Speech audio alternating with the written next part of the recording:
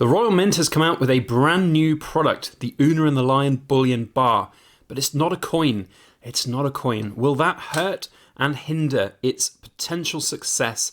Regardless, it is a gorgeous product, and in today's video we're going to do a full roundup and review of this lovely new gold bar from the Royal Mint.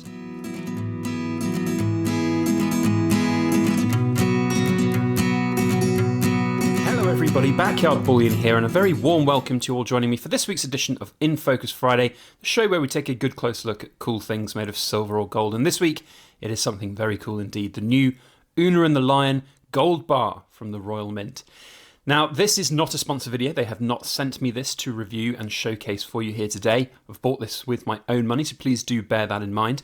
I have not got the silver versions. There's a 10 ounce and 100 ounce silver version of these bars. I wish I could have got them, but to be honest, I just could not stomach the additional sales tax and massive premium that is on top of those. Part of the issue of the range of them, which I will talk about in today's video. But that said, it is a glorious bar, and the gold version here should, suffice it to say, be enough for you to admire the design and make up your own minds as to whether or not you'd like to pick up this rather interesting and brand new product from the Royal Mint. Now, coins and bars. In fact, I have a coin out here just to talk about that subject. It's a bar, it's not a coin. Of course, the Una and the Lion coin in its proof form was one of the most successful releases of 2019, if not the decade, if not the last 50 years from the Royal Mint. I mean, we've seen some ridiculous premium growth on that coin. And I know there's a lot of people out there who were really clamouring for an Una and the Lion bullion product. And the fact that they've gone for a bar form is, I think, both a blessing and a curse. So in a strange way, it's going to be a blessing. It means that the Una and the Lion coin form pieces that are out there, the proof coins, are preserved in their form as coins, and that will help with, of course, that value over time.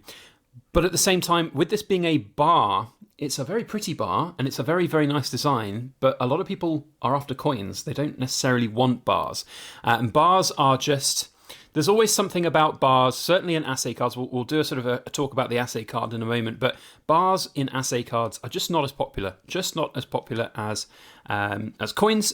For me anyway, I have always thought coins would be the way to go forwards. I've not really bought any of the Royal Mint bars before, but when I did see this, I did think it was a really nice design.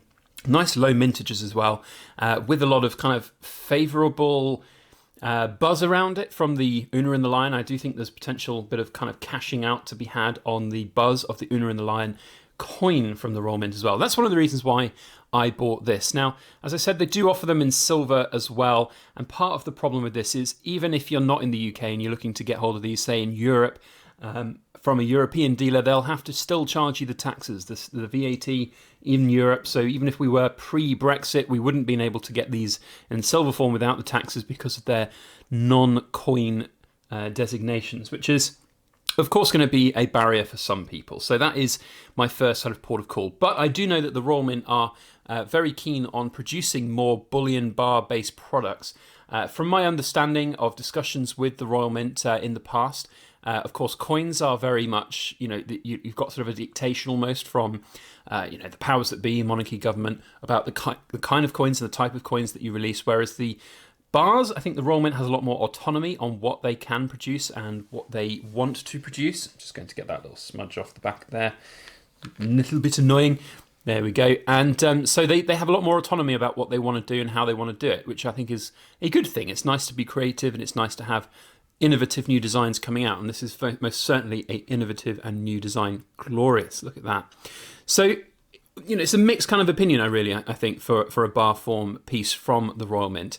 I personally will not be kind of going overboard on bars if they start bringing out huge ranges of them. If they start doing like, you've seen Britannia bars, if they start doing other kind of designs of bars, I don't think it's something that I will be collecting a vast majority of. The vast majority of my gold collection from the Royal Mint will still be in coin form, but I do think it is an interesting, refreshing take, and you've got to admit that the design on this Una and the Lion is wonderful. Now, in terms of mintage, this one has just 4,000 minted, and when you put that in comparison with things like the Oriental Border Britannias, which had a mintage of, I believe, 5,000 for the gold, I could be wrong, I think it's 5,000. Anyway, these have got a decent premium attached to them now of around 15 to 20%, which is very good for gold. So one would hope and expect that perhaps a similar amount might be achieved by this bar over time. Now, in terms of the purchase price, it was around 9% over spot price when I purchased it, so it is a slightly premium product over, the bullion sort of pieces of gold that you can buy. But as with all products that are gold, even 9% over premium is a far cry short of the 40%, 50% premium that you would be spending on it if it was silver, which is one of the reasons why I do not have the 100-ounce silver bar to showcase. Goodness me, though, I would have bought it if I could stomach that massive turnaround flip on the premium. I had it in the basket a number of times, and I was like, well, I could do it. I could buy it for the channel, but the VAT alone, the tax alone, was £500, and I kind of feel like if I buy it and then try and flip it just to kind of recoup the money, there's a very good chance that I won't keep all of the purchase price that I pay for it.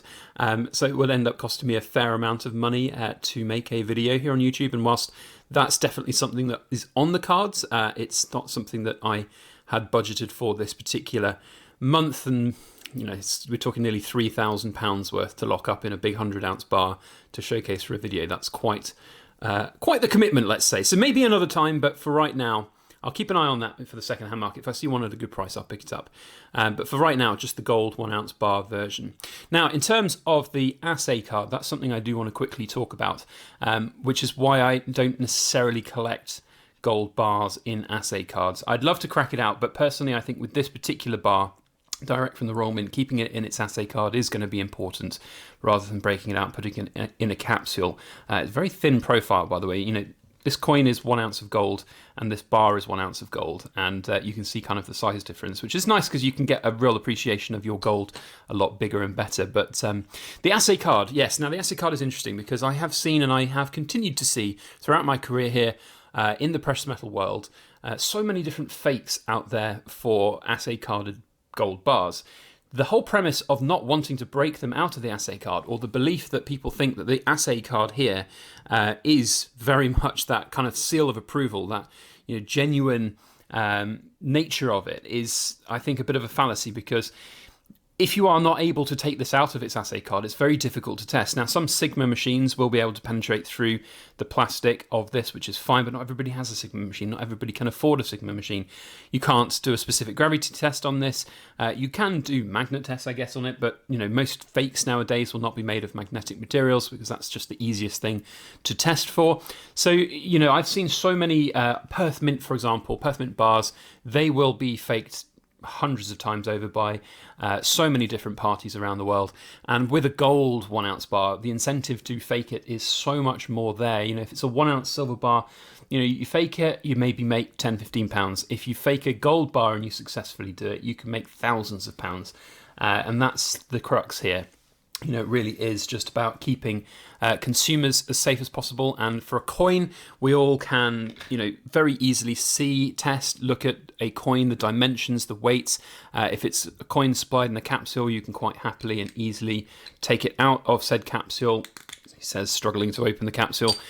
You can see, you can touch, you can feel the gold very quickly, very easily. If you have a piece of gold that you're not particularly sure on, you can look at it closer and test it. But with a bar like this, it is very difficult to do. You can't also just weigh it. All of these Assay cards will have micro differences in their weights, and not every single bar in an Assay card will weigh exactly the same thing. So, there's a whole host of different things which make the Assay card actually less secure than a coin, which I think is always an interesting one. That said, you can spot fake Assay cards. They're hard to completely replicate properly, but it is difficult to recognise them if you don't quite know what you're looking for. And of course, then if you have one in your possession, if you have one in your collection that is fake and you come to sell it and it's not, then that's a bad thing. So all things told, I think this product is a really good one. That's why I've ended up buying it. Would I have preferred to see a bullion coin version of this? Probably, yes, I would have done. But ultimately, I still really enjoy this bar. It's one that I've added to my collection. And that's how I see it. I think it is a nice thing to have, and I will be keeping it for the long haul to see what happens with it. I'd love to know your opinions on this, though. So if you've got one, if you're going to get one, or if you've got some of those big old silvers, then let me know down in that comment section. Please do feel free to share your thoughts on the aesthetics of this as well. I am always keen to hear what people think. Otherwise, if you've enjoyed this video and you would like to see more in the future, then make sure you hit that subscribe button. Otherwise, thumbs up for the video in general helps everything that we do here on the YouTube algorithm side of things. Otherwise, have a fantastic weekend ahead. And as always, please make sure that you like, share, comment, and subscribe for more.